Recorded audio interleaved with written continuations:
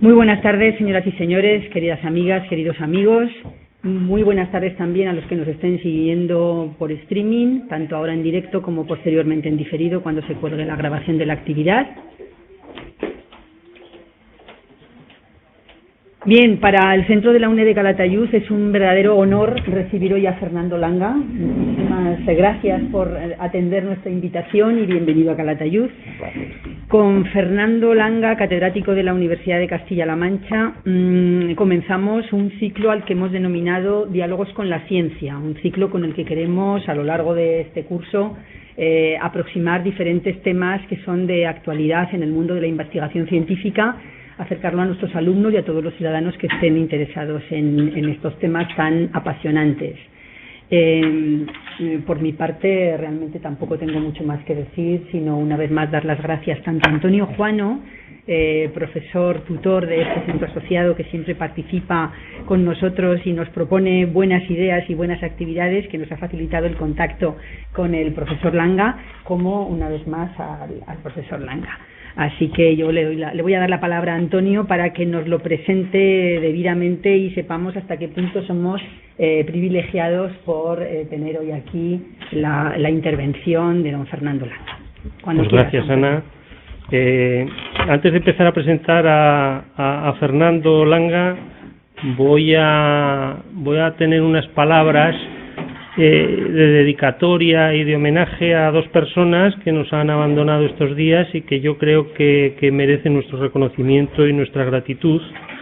Ellos son, pues, Margarita Salas, una referente en la ciencia en este país, y Bernardo Bayona, una referencia por su humanidad y un gran compañero tutor que nos ha dejado hace pocos días, y que vaya por ellos dos y en su memoria esta conferencia. Y bueno, después de acordarnos de estas dos personas, pues paso a hablar de Fernando Langa. Realmente, aquellas personas que tengan un poco de inclinación hacia la envidia, es mejor que en este momento se tapen un poco los oídos, porque realmente presentar a Fernando Langa es algo impresionante, ¿no? Él en 1981 defendió su tesis doctoral en la Universidad Complutense de Madrid, pasó estancias en Dundee, en Gran Bretaña, en Orsay, en Francia, en la UCLA, en Estados Unidos. Actualmente trabaja en la Facultad de Ciencias Ambientales y Bioquímica de Toledo, que está incardinada en la Universidad de Castilla-La Mancha, donde es catedrático de Química Orgánica. Respecto a su actividad académica, podemos decir que además es director del Instituto de Nanociencia, Nanotecnología y Materiales Moleculares, INAMOL. Tiene una biografía, pues eso, envidiable para la academia. Es autor de más de 150 trabajos de investigación, miembro de la Real Sociedad Española de Química, de la American Chemical Society y de la Electrochemical Society también. Esto en cuanto a su academia. En cuanto a la investigación, el profesor Langa lidera actualmente una red científica integrada por una docena de grupos de investigación y coordinada desde su universidad, que cuenta con la financiación del Ministerio de Economía y Competitividad. En esta red está desarrollando la acción modificación química del grafeno para nuevas propiedades y aplicaciones, grapas. Está formado por grupos de gran prestigio de las universidades, tanto Complutense, Autónoma de Madrid, de Valencia, de Málaga, Miguel Hernández, Politécnica de Valencia y del País Vasco. Esto si buscáis por internet académico, pero si buscáis por algo más hurgando un poquito más o buscando más en cuanto a su vida, a sus reconocimientos, pues aún hay que taparse más los oídos los propensos a la envidia, porque en 2016 fue nombrado Fellow de la prestigiosa Royal Society of Chemistry de Reino Unido por sus contribuciones a la química, y en 2017 ha sido reconocido con el Premio a la Excelencia Investigadora que le otorga la Real Sociedad Española de Química. Casi nada. Entre sus líneas de investigación, la energía fotovoltaica, el grafeno, los nanotubos de carbono y fluidenos y los cables moleculares. Y paro porque, bueno, no todo va a ser fomentar la envidia, también quiero comentaros que podéis participar en el coloquio que tendremos después, hacer vuestras preguntas, mandando, bueno, la gente que sea de la UNED puede mandar o bien un correo a la dirección que hemos puesto antes en pantalla, anjuano@calatayud.uned.es, o participando en el chat, que para los estudiantes y personas de la UNED pues podéis hacer directamente en la transmisión por streaming. Y yo nada más. Fernando, muchas gracias por estar aquí, muy agradecidos, y la palabra es tuya. Yo ya me voy a poner a aprender ahí abajo y gracias. Nosotros nos retiramos.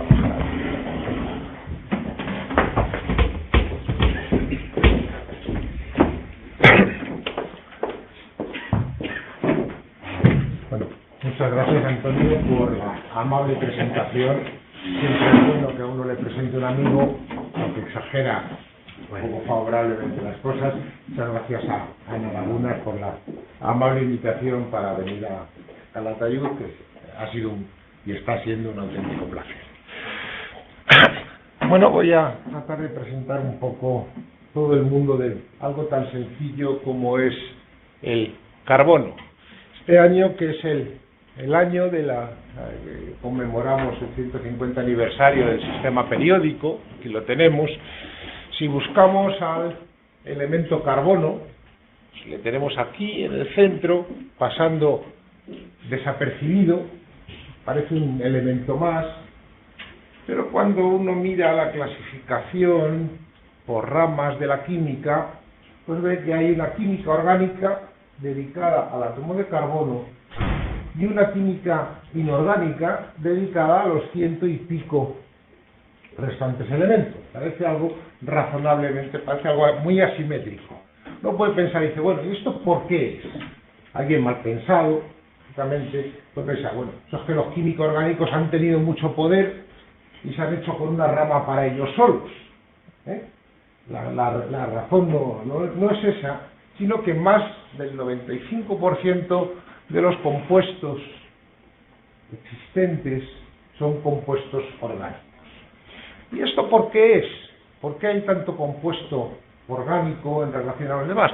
Bueno, pues precisamente esa situación del átomo carbono ahí desapercibido en el centro de la tabla periódica le permite al átomo de carbono combinarse con sus elementos más a la derecha, los más reactivos, tanto como con sus elementos menos electronegativos de su izquierda, tiene una electronegatividad media, y puede formar compuestos con prácticamente todos los átomos del sistema periódico, pero además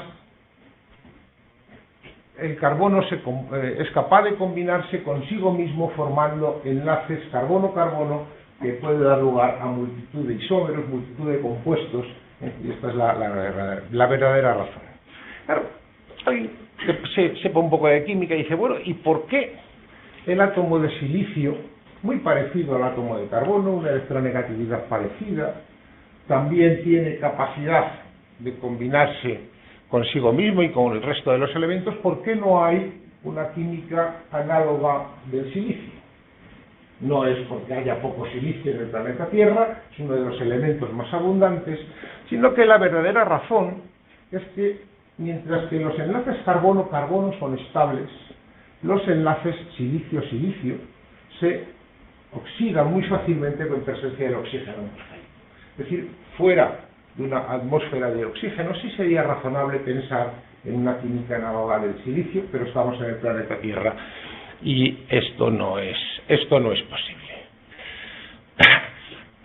Bueno, aquí tenemos el elemento carbono, que es un comentario, es el cuarto elemento más abundante en el sistema solar, nuestro planeta lo es también, conocido desde muy antiguo, se sabe que los egipcios y probablemente incluso antes utilizaban carbón vegetal a la hora de reducir los metales para fabricar bronce, y fue uno de los elementos antes de descubierto y escrito el Lavoisier, ya lo describe como elemento químico en el año 1789, es decir, de los primeros elementos descritos como elementos.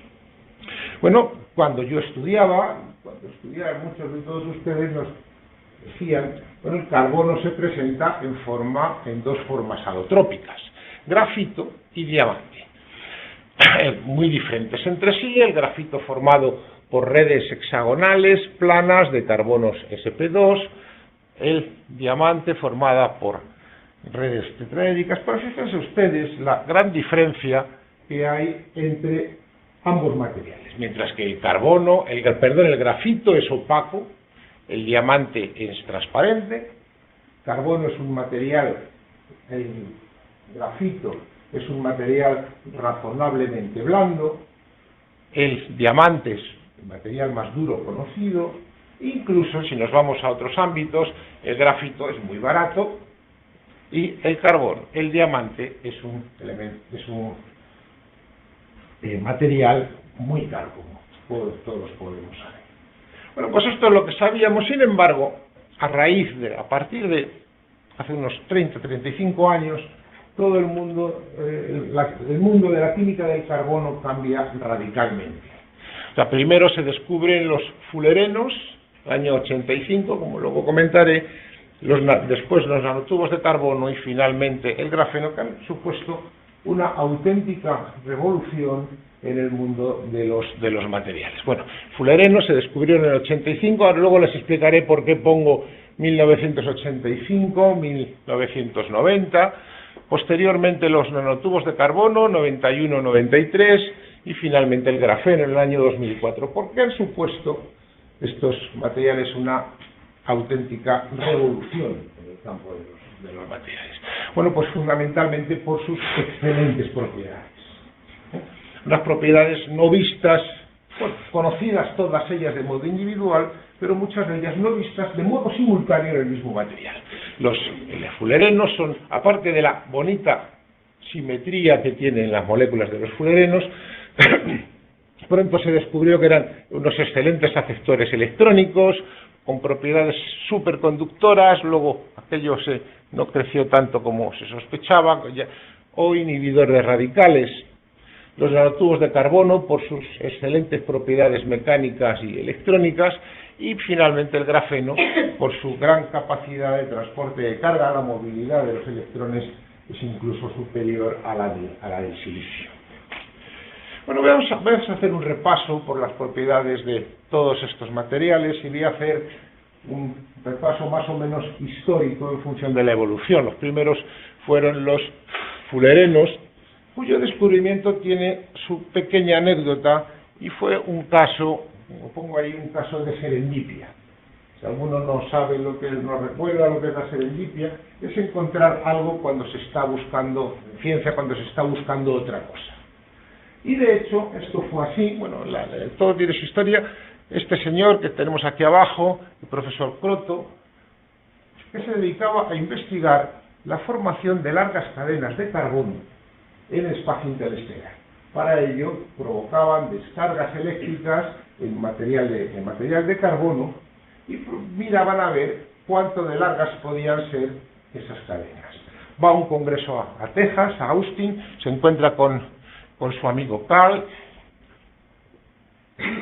charlan, están hablando del tema, que también trabajaba en el mismo campo, y Carl le dice: oye, en mi universidad en Rice, también en Texas, hay un profesor que trabaja en cosas de selenio, en semiconductores inorgánicos, y tiene un nuevo láser que tiene una potencia tremenda, y podríamos dar una descarga, si nos lo deja, y logramos convencerle, podríamos dar una descarga e intentar conseguir, al tener más energía la descarga, ver si podemos conseguir cadenas más largas. Pronto le parece bien la idea, se van a Rice, se lo cuentan a Smalley, y Smalley, la verdad es que les hace poco caso. Le dicen: mira, pues ahora mismo tengo una serie de experimentos planificados, el equipo va a estar bastante ocupado, esto era primavera, llama para septiembre y si encontramos un hueco hacemos una prueba. A los otros no se les olvida, en septiembre insisten y al final dicen, venga, pues vamos a hacer una prueba con vuestro famoso láser. Y con lo que, claro, lo que ellos estaban buscando eran largas cadenas de carbono de poliínos, carbono sin átomo de carbono, y lo analizaban por espectrometría de masas, que son cada uno de estos piquitos que se ve aquí en el espectro, es un triple enlace más, una unidad de carbono, de alquino más. Y cuando hacen el espectro de masas les llama la atención un pico que equivale a un pico muy grande, mucho más alto que los demás, que equivale a 60 átomos de carbono, y otro pico un poco más pequeño que equivale a 70 átomos de carbono. ¿Y por qué? O sea, su cuestión es porque ahí se nos forma en mucha mayor proporción que los demás un compuesto con 60 átomos de carbono. Pueden estudiar, analizar el tema, miran bibliografía, y había un trabajo teórico de Osawa, un japonés a principios de los años 70, que decía que una molécula de 60 átomos de carbono con esta forma podría ser estable y debería ser estable. Pues se pusieron a trabajar, analizaron, hicieron algunas prospecciones y llegaron a la conclusión de que efectivamente lo que se había obtenido de esa forma cuando estaban buscando compuestos de cadena larga, lo que se formaba era un compuesto con esta forma que tenemos aquí, una esfera de 60 átomos de carbono que nos recuerda bien un balón de fútbol.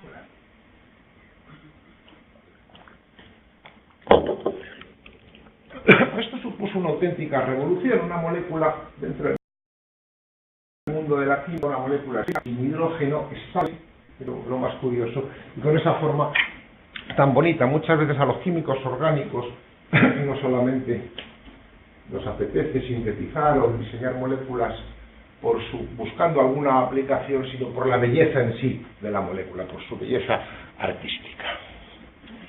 Bueno, y estos son los tres autores: Harry Kroto, que falleció hace 3 años, en 2016, Richard Smalley, que falleció en 2005, y Ray Carl, que todavía vive, fueron galardonados con el premio Nobel, un premio Nobel bastante rápido. O sea, hay premios Nobel lentos, premios Nobel rápidos. Este fue un descubrimiento del 85 que recibe ya el premio Nobel en el 96, o sea, un premio Nobel. Pero guarden estas fechas en la cabeza. Bueno, este es el nombre de acuerdo a la nomenclatura de la yupa. Realmente es bastante, creo que no se me ha olvidado nada. No sería fácil que me faltara algún numerillo por ahí. Pero evidentemente es poco práctico. Con lo cual decidieron llamarle 5,6, porque está formado por pentágonos y hexágonos, fullereno 60 en relación al número de átomos de carbono, y H, que hace relación a la simetría icosaédrica. Bueno, ¿por qué le ponen este nombre tan complicado? Bueno, pues este nombre se lo pusieron en honor a este señor, a Richard Buckminster Fuller, un arquitecto americano, casi un filósofo de gran prestigio en Estados Unidos, que diseñó y construyó cúpulas geodésicas como esta de la Expo de Montreal de 1967, que para los arquitectos es algo muy importante, y sobre todo la NASA se interesó mucho en aquello porque permitía, si alguna vez se realiza una construcción, por ejemplo en la Luna, ahora según Trump en Marte, pues se conseguiría la mayor habitabilidad con la mínima cantidad de materiales posibles, es decir, siendo necesario transportar el mínimo número, la mínima cantidad de materiales, lo cual es francamente un hecho importante. Bueno, de su importancia, pues los correos americanos le dedicaron un sello, la revista Time le dedicó una portada, a este hombre diseñó también algunos vehículos un poco curiosos, y de ahí el nombre que decidieron llamarle fullereno para recortar el Buckminster fullereno, que era demasiado correcto. Bueno, no olvidemos que lo que habían hecho era dar con unos electrodos con un láser realmente sobre carbón, y analizar un espectro de masas. Para hacer un espectro de masas no se necesita apenas muestra, con unos pocos microgramos es suficiente. O sea, realmente no tenían fulereno. Sin embargo, en el año 90, estos dos señores, Donald Huffman y Wolfgang Krasmer, consiguen por primera vez obtener fulereno en el laboratorio y tenerle en la mano. Es decir, incluso en un método que permitía fácilmente tener gramos de fulereno. Año 90, es decir, a partir del año 85 hasta el año 90, el fulereno, el C60, no es nada más que una idea, un espectro y algunas propiedades previstas por los teóricos, y a partir de los años 90 ya se puede empezar a trabajar, a experimentar y medir realmente sus propiedades. Y de ahí que en el 96 recibieron el Nobel. Analicen ustedes, yo ahí tengo mi propia opinión, pero saquen ustedes la suya de si no merecían Donald Huffman y Krasmer también el premio Nobel. No entro ahí. Bueno, este es el C60, es un polvo negro, lo tienen aquí, y en disolución, esto debe ser una disolución de benceno, pues tiene ese color morado en función de la absorción en el espectro. Y este es el aparato en el cual lo prepararon, que le tienen aquí, simplemente dos electrodos de grafeno en el cual soltaban una descarga eléctrica, es decir, el modo de prepararlo es razonablemente sencillo. Bueno, no es un compuesto de síntesis, ya que en 2010 se ha comprobado mediante la sonda de un telescopio de infrarrojos que era el espacio interestelar, la huella digital, la huella dactilar en el espectro infrarrojo de moléculas de fulereno, es decir, el fulereno es un producto natural. Para que aquellos que no están familiarizados con la química, el tamaño es una molécula de un tamaño de aproximadamente, el diámetro es 1 nanómetro, de alguna manera razonable, la relación de tamaño que hay del planeta Tierra a una naranja, podría haber puesto un balón de fútbol, más o menos, es la misma que hay desde la naranja a una molécula de C60. Es decir, es una molécula muy pequeña, está formada por 20 hexágonos y 12 pentágonos. Lo de la presencia de los pentágonos no es casualidad, es muy importante, porque los pentágonos son los que dan la curvatura. O sea, mientras que si tenemos solamente hexágonos, aquellos de la superficie plana, luego lo veremos en el grafeno, la curvatura le viene de la presencia de los pentágonos. Y con 12 pentágonos solamente hay una posibilidad de organizarlos, de modo que cumpla lo que llamamos la regla del pentágono aislado. O sea, los químicos orgánicos sabemos que una estructura con dos ciclos de 5 átomos de carbono contiguos pegados es inestable. Sin embargo, por eso los 12 pentágonos están aislados, repartidos siempre son rodeados por hexágonos, y la única posibilidad, solo hay una posibilidad de agrupar los 60 átomos de carbono. ¿Por qué C60? Porque es el más pequeño de los isómeros que se puede hacer cumpliendo la regla del pentágono aislado.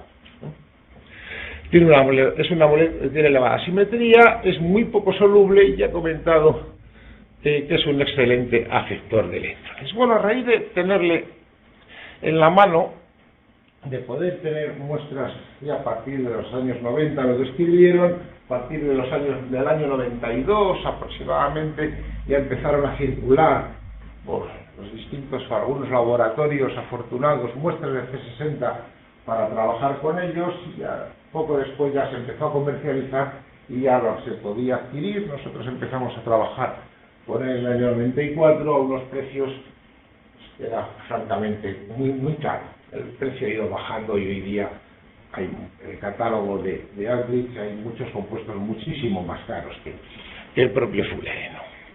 Bueno, como ven, tiene un solo tipo de átomos de carbono, todos son equivalentes, y hay dos tipos de enlaces. Los azules, enlaces 6,6, es decir, que separan dos hexágonos, son más cortos que los enlaces 6,5 en rojo, que separan un pentágono y un hexágono.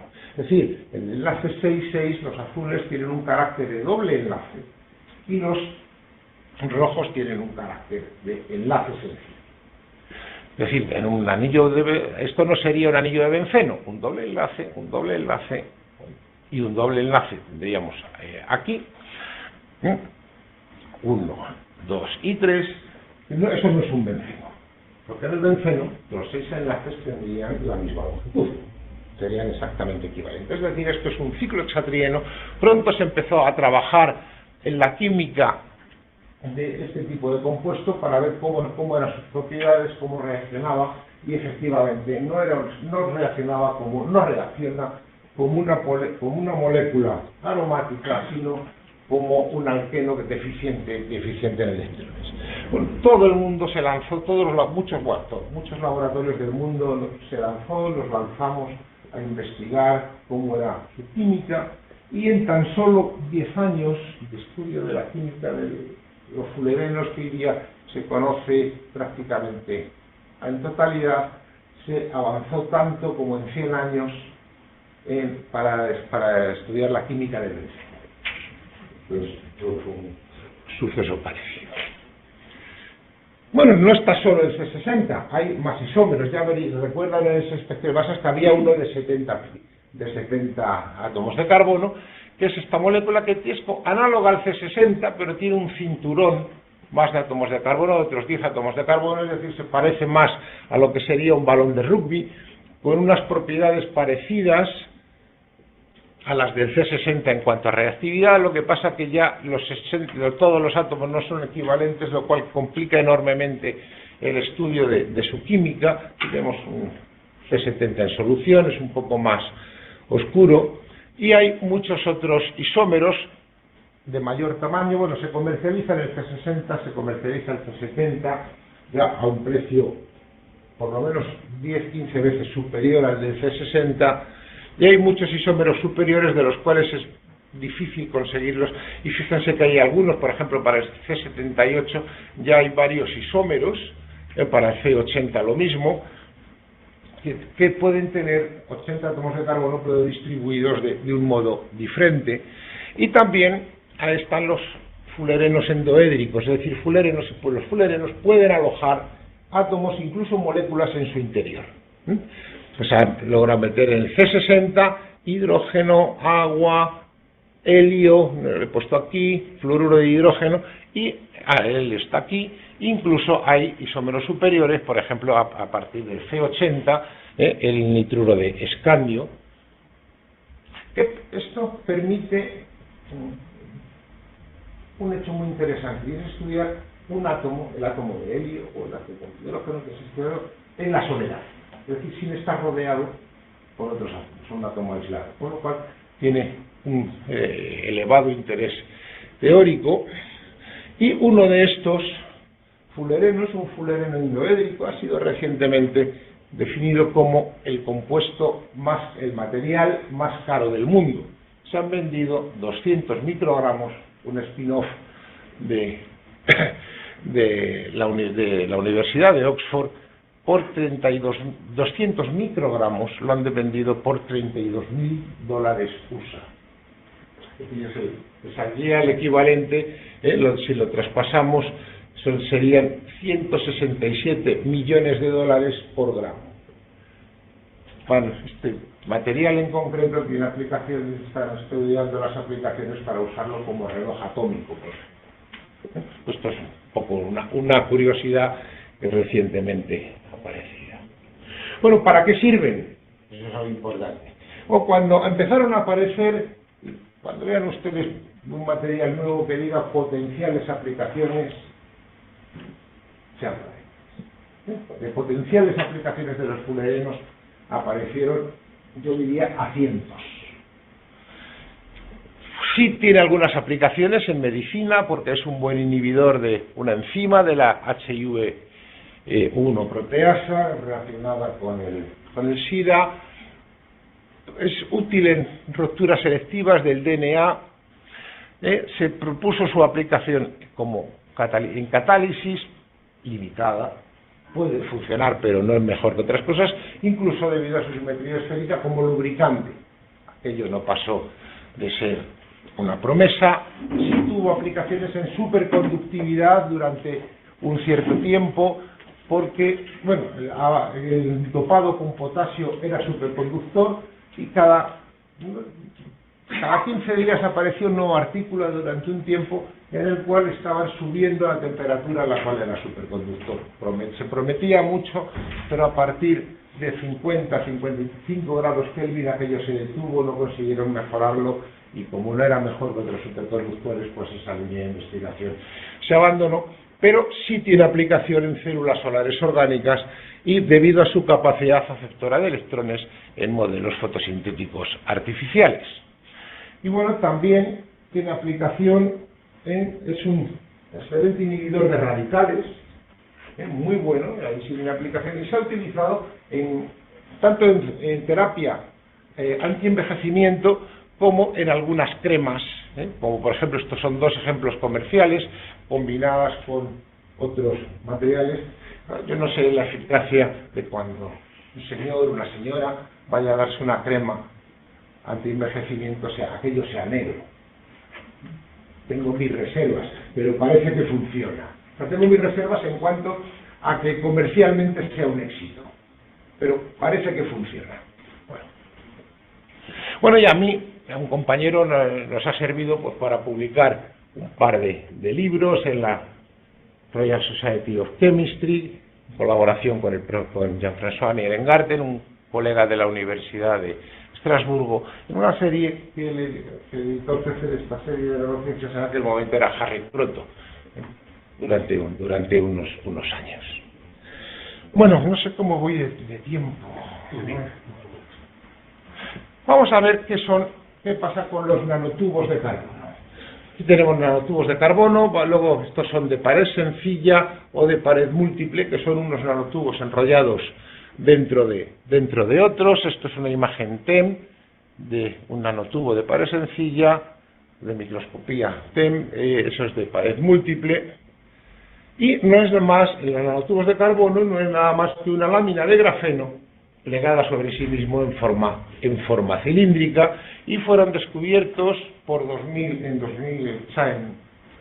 este señor, por Sumio Iijima, en el año 91 descubrió los de pared múltiple, en el año 93 los de pared sencilla. Todo el mundo pensaba que Iijima también sería premio Nobel, pero yo, mi opinión personal, ya saqué los años, ya no le va a llegar, pero sí obtuvo el premio Príncipe de Asturias en 2008 a la investigación.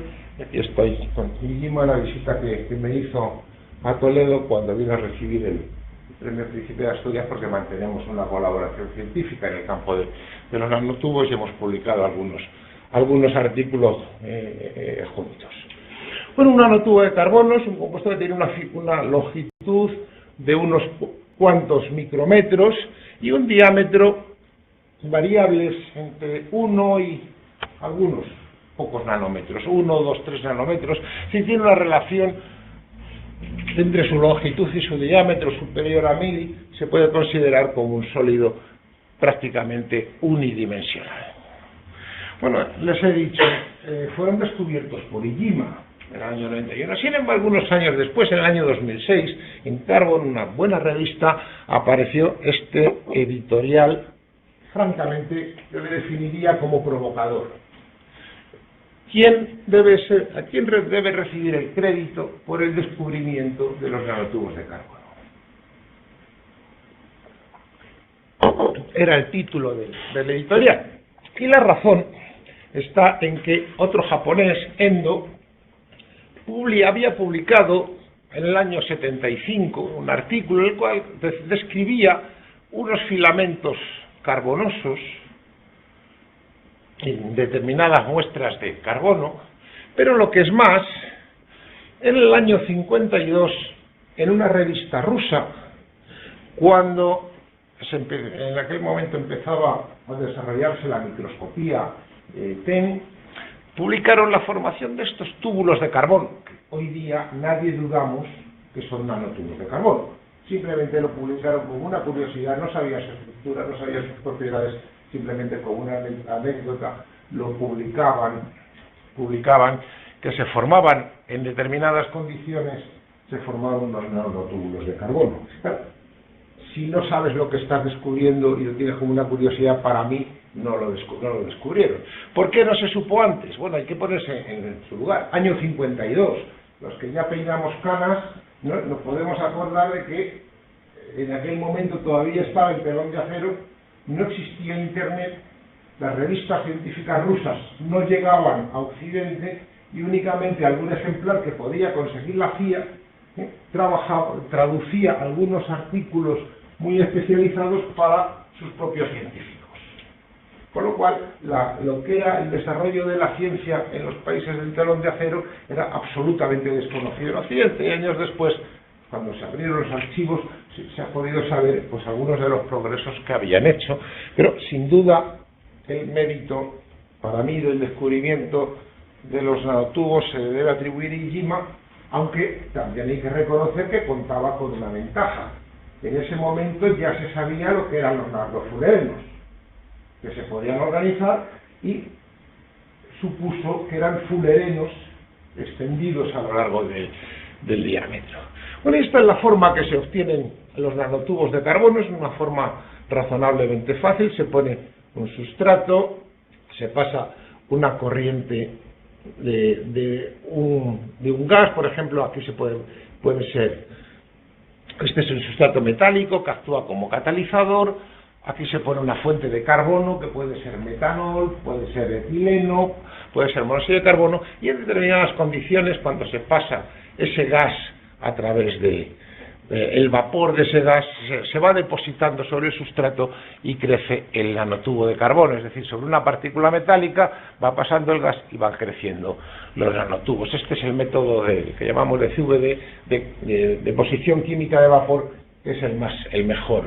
También se pueden formar por la misma forma que anteriormente explicado que se obtenían los fullerenos, pero es mucho más eficaz este procedimiento. Bueno, los nanotubos de carbono tienen una propiedad que al mismo tiempo termina siendo su principal problema, y es que, claro, hemos dicho, un nanotubo de carbono es una lámina de grafeno enrollada. ¿Cuál es el problema? Que no es lo mismo que la lámina de grafeno se enrolle así, que se enrolle así, o que se enrolle de cualquiera de estas formas. Cuando esto ocurre, las propiedades, podemos tener básicamente tres diferentes tipos de nanotubos de carbono, los que llamamos quirales, zigzag o ancheros, en brazo de sillón. ¿Y cuál es el problema? Que las propiedades de unos de ellos, los anchers, son metálicos, mientras que los zigzag y los quirales, la mayoría de ellos son semiconductores. Y esto, pues, si uno quiere aplicar estos materiales en electrónica, es un problema, a no ser que tenga separados por un lado los metálicos y por otro lado los semiconductores. ¿Es posible fabricar solo metálicos o solo semiconductores? No, y hasta ahora no se ha conseguido. Se obtienen una proporción 3:1, más o menos, pero no se logran separar. No se logran producir separados. Es posible separarlos, pero claro, miren ustedes los precios. Bueno, ahora, la última vez que lo he visto, tenía que haberlo actualizado, es un poquito más bajo, ha bajado algo. Me parece que ya no son $800 un miligramo, sino que ha debido bajar a 700. Algo es algo. Pero es posible separarlos mediante procesos de centrifugación y cromatografía. Se los puede separar en pequeñas cantidades, pero a unos precios que lo hacen francamente poco asequibles, lo cual el futuro de las aplicaciones de los nanotubos en electrónica, yo personalmente lo veo un poco limitado. ¿Para qué sirven?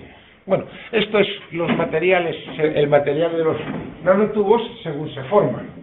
Como ven ustedes, tenemos aquí nanotubos de carbono, pero hay un montón, permítanme la expresión, de porquería. Partículas de carbonilla, partículas metálicas, que eso hay que quitarlo si nosotros queremos utilizar ese material para purificarlo de esta manera, y eso se hace por oxidación con ácido nítrico. De esta manera se eliminan las partículas de catalizador, las partículas mecánicas, pero no todo es maravilloso, sino que al mismo tiempo en esta oxidación nosotros cortamos el tubo y provocamos la formación de algunos defectos en las paredes. Originalmente están cerrados los nanotubos de carbono por hemifullerenos, pero luego cuando los cortamos quedan con los extremos. Bueno, ¿para qué nos sirven estos? Bueno, uno de los problemas que también tienen los nanotubos es que son totalmente insolubles en cualquier material y al mismo tiempo tienden a agruparse en racimos. O sea, es difícil tener nanotubos individuales. Conviene tenerlos separados y pues esto lo podemos hacer mediante funcionalización química, es decir, si nosotros funcionalizamos químicamente, nosotros lo podemos hacer soluble y si hacemos una funcionalización inteligente, le podemos funcionalizar con un material que aporte una nueva propiedad al nanotubo, con lo cual pues podemos, por ejemplo, hacer sensores o hacer cualquier otro material con aplicaciones prácticas. Es decir, es importante hacer química sobre los nanotubos de carbono. Aquí tenemos nanotubos de carbono en un vaso de precipitados en el laboratorio. Vemos que son muy ligeros, muy volátiles y a veces son difíciles de trabajar con ellos porque realmente se suben por las paredes, como ven en esa diapositiva, y es difícil trabajar. Pueden tener defectos, es decir, anillos de 5 miembros que le dan la curvatura o anillos de 7 en la parte interior, y algunos defectos. Y la funcionalización viene pues por varias vías, o lo que llamamos funcionalización no covalente, funcionalización endoédrica, es decir, se pueden meter cosas dentro de los nanotubos, incluso fullerenos, lo que llamamos los pipots, los guisantes, realmente, la traducción, o se pueden funcionalizar por química en las paredes. Pero su funcionalización es más difícil que la de los fullerenos. Las reacciones con los fullerenos son lentas, tardan varios días, algunas de ellas. Sin embargo, con nanotubos de carbono es fácil que una reacción dure una semana. Es decir, la reactividad es muy baja, porque al ser tienen una menor curvatura que los fullerenos, esto hace que su reactividad sea menor. Cuando funcionalizamos estamos transformando un carbono sp2 plano en un carbono sp3 piramidal. Claro, como el fullereno ya tiene un carbono sp2 en posición piramidal, está incómodo. Cuando reacciona para formar sp3 está más parecido su geometría a la que debe de ser y gana estabilidad. Claro, el nanotubo de carbono, mayor diámetro, más que el fullereno, más tendencia, más parecido a plano, menos reactivo. Y el grafeno ya es el colmo, porque el grafeno es totalmente plano y es todavía mucho menos reactivo y tenemos más dificultades para hacerlo reaccionar todavía.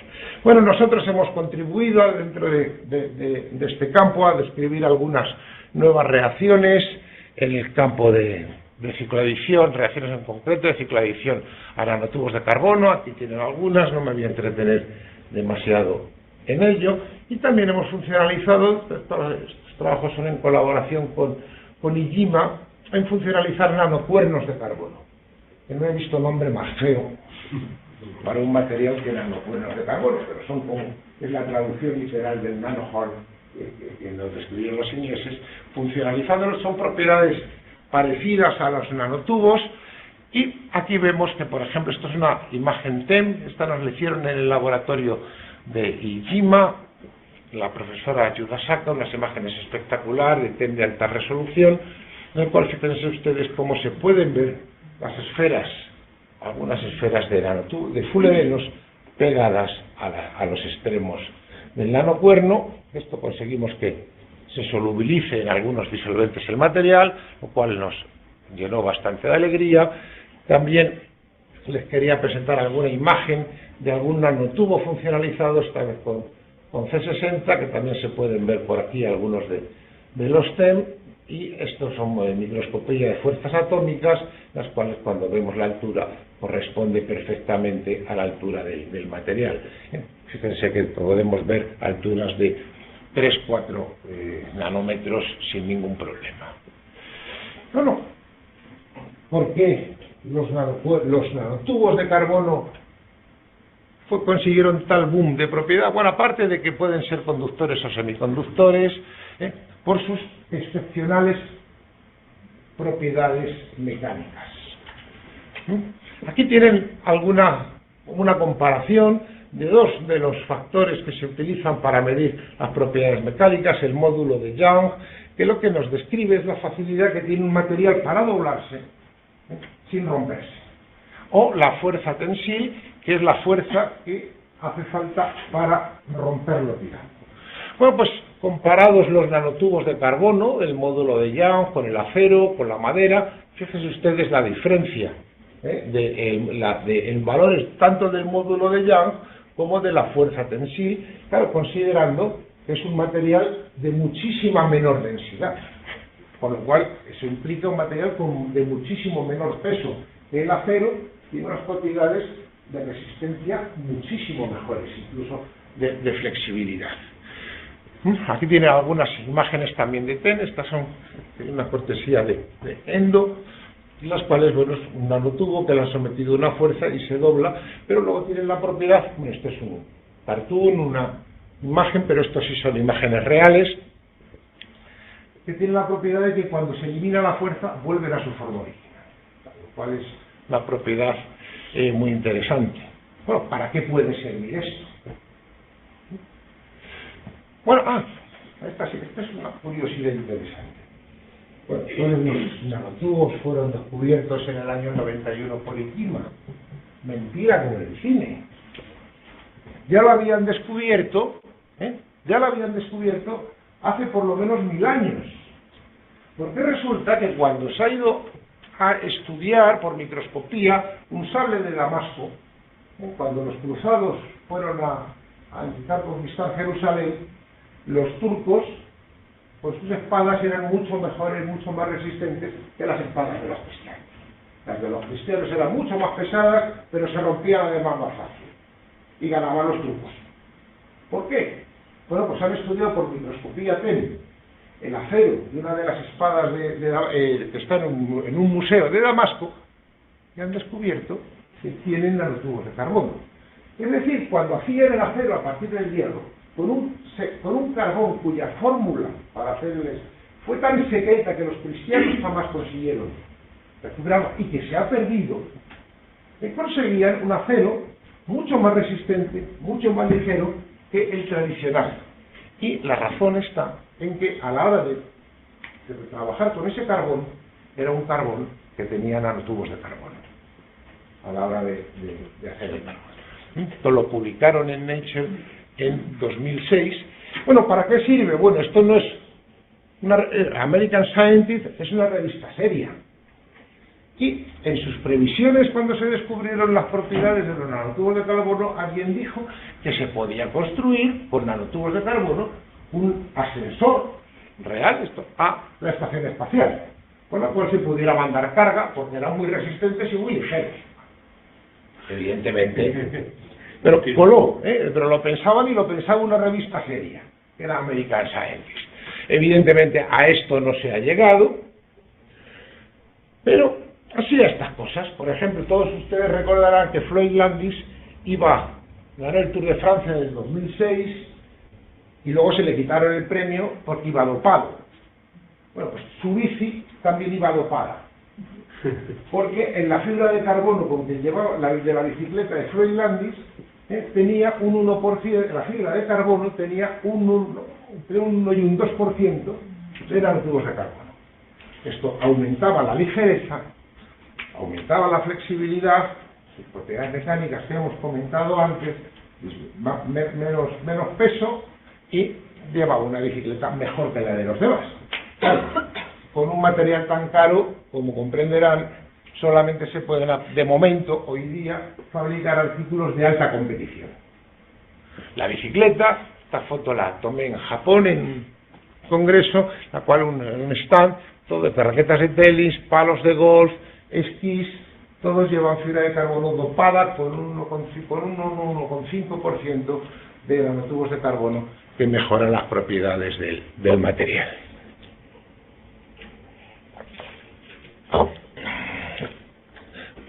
Bueno, pues aquí tenemos un poco la comparación hasta el año 2011 de las publicaciones en nanotubos de carbono. Ya está creciendo, ya estaba creciendo las publicaciones en grafeno y sus aplicaciones pues en coat, ¿cómo se dice? La superficie de la fibra de barcos. en el casco de los barcos, o incluso también se han hecho un escudo para un satélite para prever de golpes. También se han hecho desde el punto de vista electrónica transistores, incluso se pueden utilizar en transistores de efecto campo, en algunas otras propiedades que, bueno, pues no parece que al mercado sea prometedor que lleguen otras que las basadas en sus propiedades mecánicas. Es por lo menos mi opinión. Y bueno, vamos a hablar, ya para terminar, vamos a hablar del grafeno, que es el más conocido. Bueno, este es el grafeno, esta es una imagen de grafeno depositado sobre una superficie, como la superficie sobre la que se le apoya siempre es rugosa a escala atómica, pues el grafeno tiene una superficie rugosa, y esto es una imagen aumentada 5000 veces de una superficie, de una lámina de grafeno, que se pliega sobre sí misma como si fuera papel de seda, debido a la finura. Bueno, está formada por una red de átomos de carbono sp2, es decir, tiene toda una nube electrónica por arriba y por abajo, que va a permitir que los electrones se puedan mover libremente a lo largo de toda la superficie, y por eso sus excelentes propiedades mecánicas. Bueno, y obtener grafeno, hemos visto lo complicado en principio que era la obtención de fullerenos o de nanotubos de carbono. Bueno, pues cualquiera de ustedes puede obtener grafeno en casa, con un poco de paciencia. Y es como Gain y Novoselov obtuvieron grafeno en la primera vez. Es decir, cogen una lámina de grafito, ponen cinta adhesiva, abren, sobre la cinta adhesiva han esfoliado unas cuantas capas, repiten la operación, como dice aquí, sucesivas veces, hasta que al final queda una única capa prácticamente transparente. Es una cuestión de repetición. Así es como Gain y Novoselov, en lo que ellos llamaban los experimentos de viernes por la tarde, obtuvieron el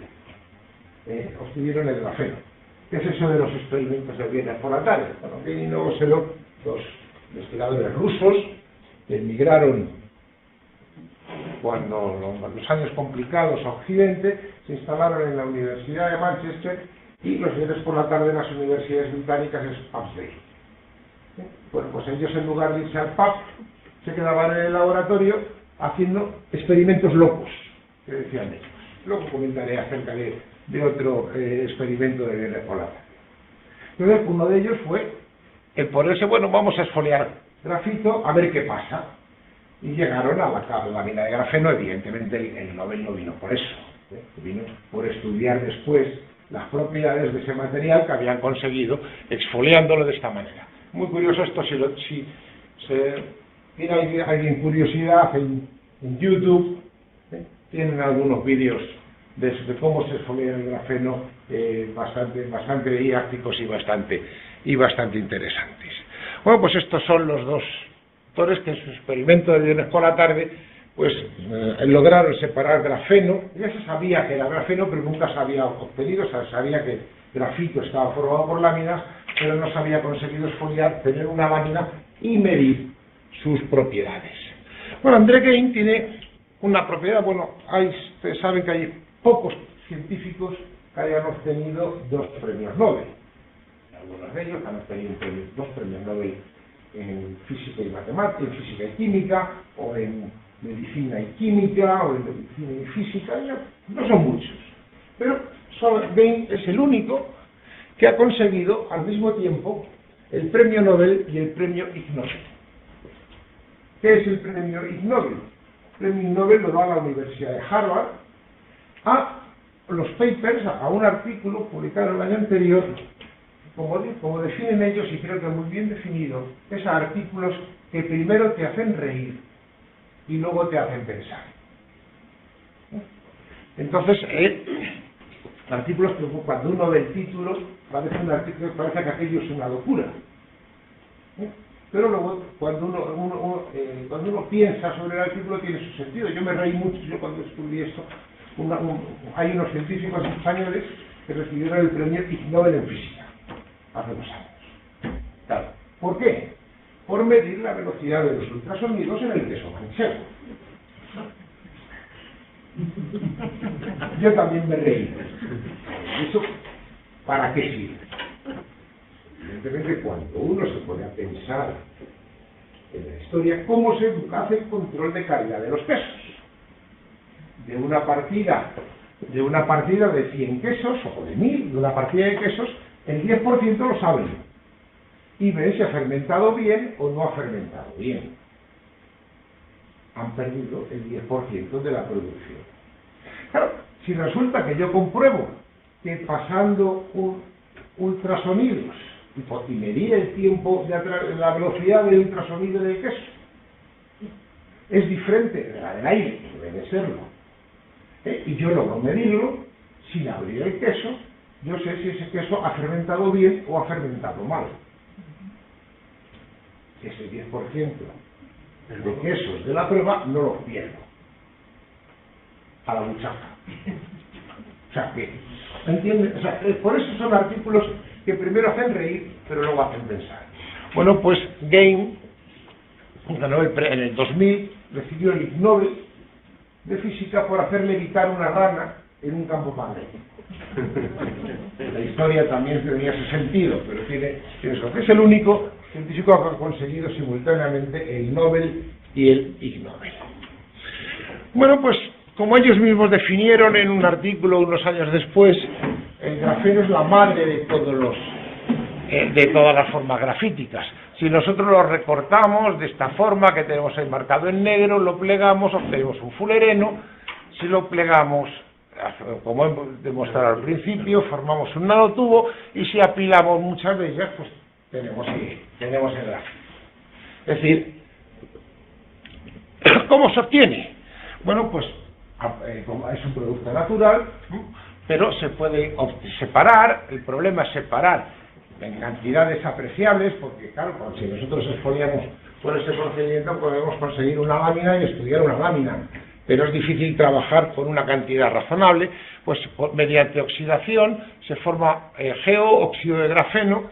Esto es ya, como tiene defectos y tiene átomos de oxígeno unidos, ya la adherencia, o sea, las fuerzas atractoras entre las diversas láminas de grafeno ya no son tan fuertes, se puede exfoliar y luego es posible reducirlo, pero a grafeno, eliminando ese oxígeno, pero ya no tiene exactamente las mismas propiedades.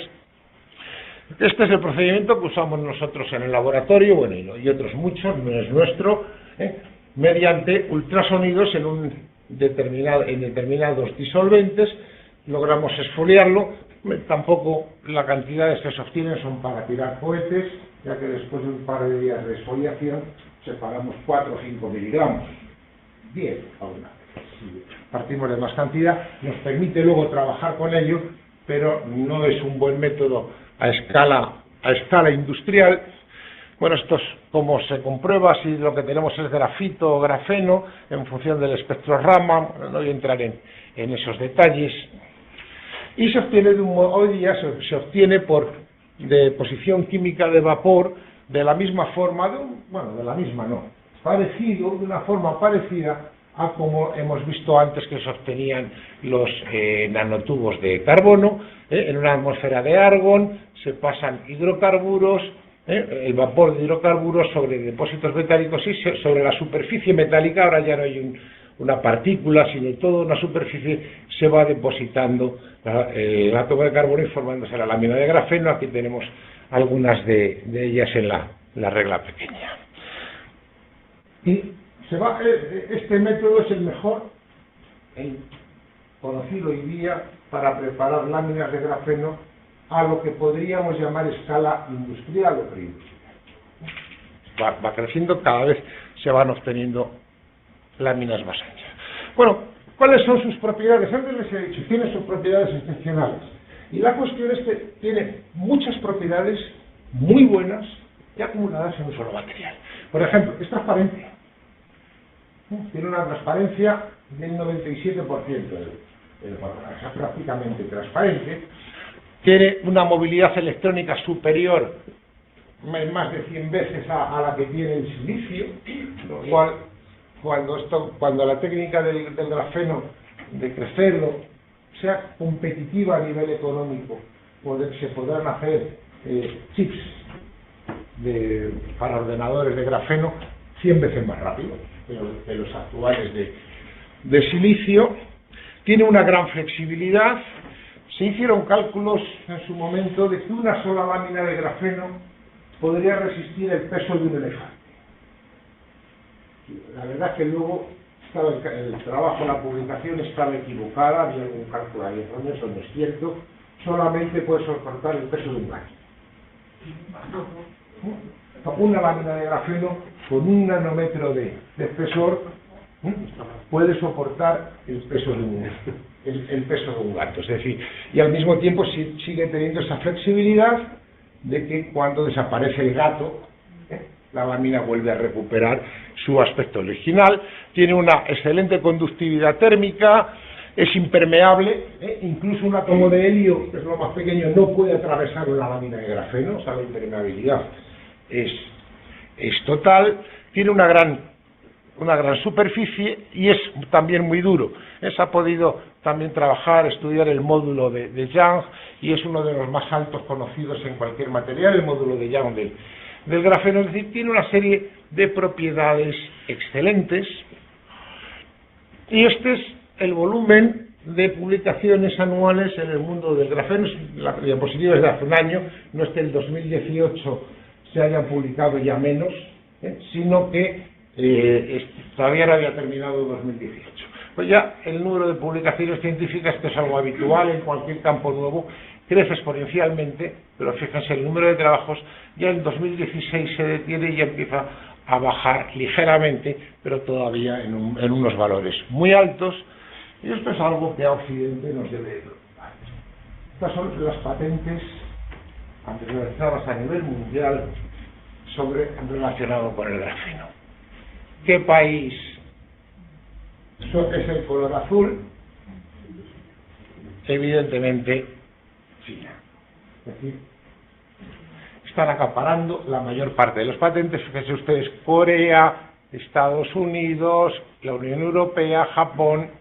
Es decir, el gran grueso de patentes sobre propiedades de grafeno la tienen los chinos, y que también, igual que en el 5G, pues están adelantando al resto del mundo, y es que están en investigación. Es difícil competir con ellos ahora, cada vez más difícil competir con los chinos, por muchas razones, no voy a entrar. Bueno, pues ¿para qué sirve esto? ¿Para qué puede servir? Pues, por ejemplo, en electrodos transparentes, como sensores, en conductividad, de modo que sean aislantes, en circuitos electrónicos que se pueden poner en la piel, como veremos ahora, en pantallas sensoras. Tienen muchas aplicaciones. Por ejemplo, no les voy a hablar ahora de las potenciales. Vamos, ya les he dicho que lo de potenciales hay que pedírselo a medias. Aplicaciones reales. Pues de momento Samsung y LG ya tienen pantallas flexibles. Claro, ya no solamente por el propio hecho de tener una pantalla flexible.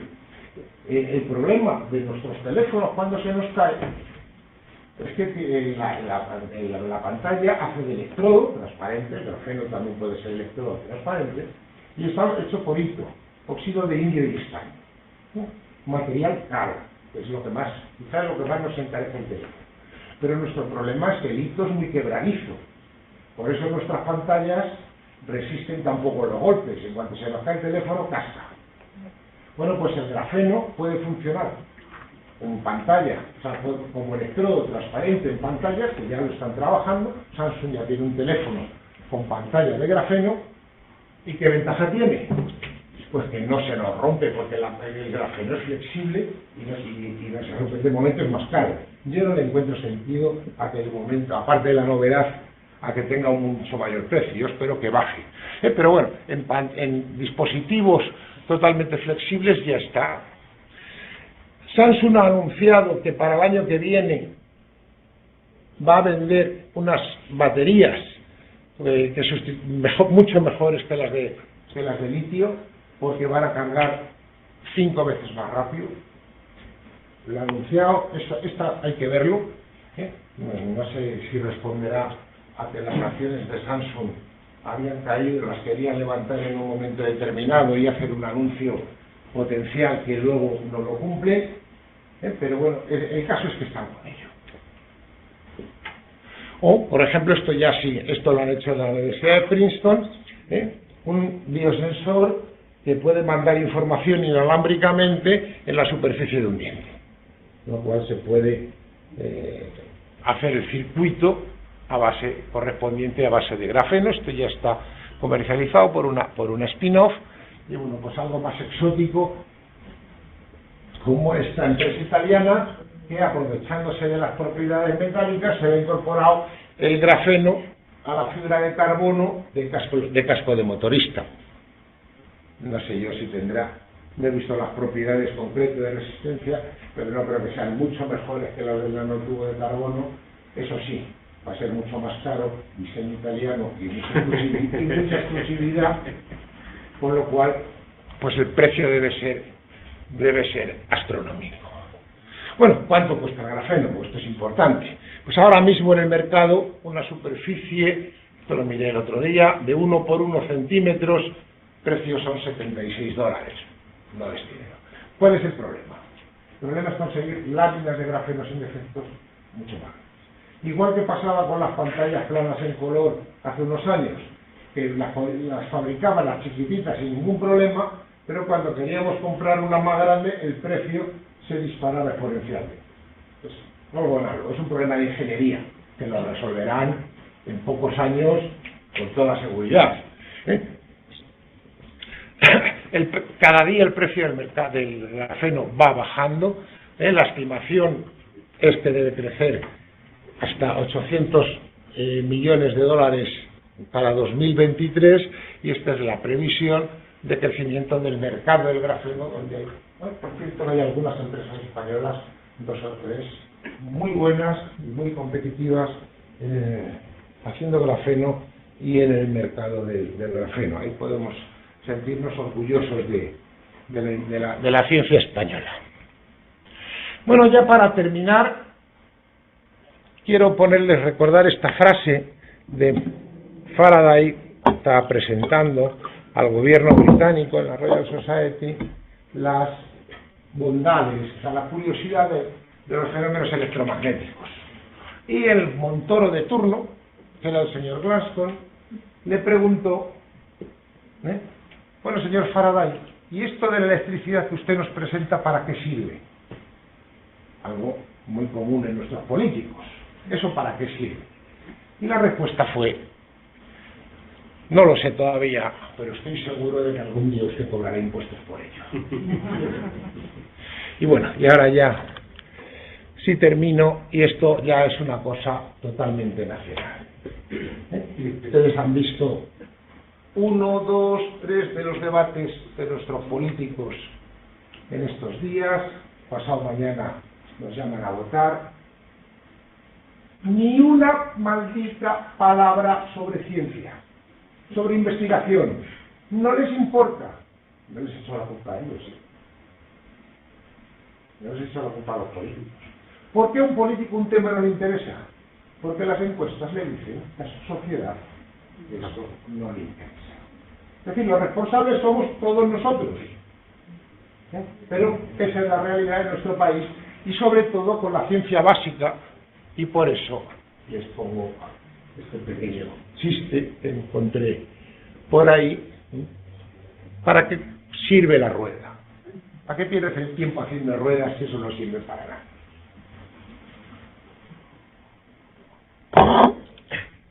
Bueno, pues quiero terminar algunas de las portadas en algunas revistas científicas que se han dedicado a nuestros trabajos, muchos de ellos basados en fulerenos, en nanotubos de carbono, en grafeno, fulerenos también, nanotubos y grafeno, y a mi grupo de investigación, que realmente son los que me permiten con su trabajo pues venir a dar charlas sobre cosas que hemos hecho. Esta es un poco más divulgativa, y algunas de las colaboraciones que tenemos más habituales. Al ser un campo multidisciplinar el nuestro, necesitamos trabajar con grupos complementarios que hagan otras cosas, y eso se encuentra aquí o fuera de aquí. En España hay muchos grupos y muy buenos, fuera también, y les quiero agradecer a todos ellos su colaboración y la financiación, pues de dónde viene, y a todos ustedes muchas gracias por su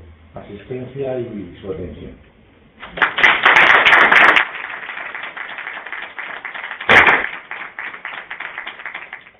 Bueno, pues muchas gracias, Fernando. Decir a la gente que está aquí presente y a la que nos está escuchando por internet que pues es el momento de hacer alguna pregunta, alguna duda, alguna aproximación. El profesor Fernando Langa, la verdad es que en la introducción no lo he dicho, pero bueno, las 3 primeras veces que contacté con él para que viniera a Calatayud, me contestó por correo electrónico desde 3 continentes distintos, o sea que no está mal, y realmente esta última parte que ha dicho, y que un poco nos tenemos que hacer responsables de nuestros actos para exigir a nuestros políticos que realmente la ciencia tenga el nivel, el estrato donde está, y la financiación, que en el fondo también es muy importante para que los resultados se den, pues es una importante reflexión. ¿Alguna pregunta? ¿Alguien se anima? Nos has dejado asombrados. Yo me quedo con una pregunta, me he quedado un poco anecdótica, pero ¿para qué sirve hacer levitar a una rana? Bueno, estaban estudiando los campos magnéticos, y entonces hicieron levitar la rana, la apuesta era que en función de la intensidad del campo magnético, en determinadas condiciones podían hacer levitar macroobjetos. Yo ojeé el trabajo, conocí la curiosidad y le eché un vistazo a ver de qué iba aquello, y bueno, pues era básicamente buscando propiedades del electromagnetismo, intercambiando campos magnéticos intensos, de modo que hicieran levitar diversos tipos de objetos. Y yo creo que luego, cuando algunos de los que reciben el Ig Nobel, yo creo que lo van buscando con un poco de provocación en el título. No, la publicidad sí, pero no, o sea, no es una publicidad científica, además tiene su historia. O sea, cuando alguien le da el premio Nobel, la Academia Sueca te invita, le paga los billetes de avión, le paga el hotel súper lujoso a ella, aparte de su entorno a Estocolmo, etcétera. Van a cuerpo de rey. A los que les dan el Ig Nobel se pagan el viaje de su bolsillo y el hotel de su bolsillo hasta Harvard, hasta Boston. Pero la mayoría van.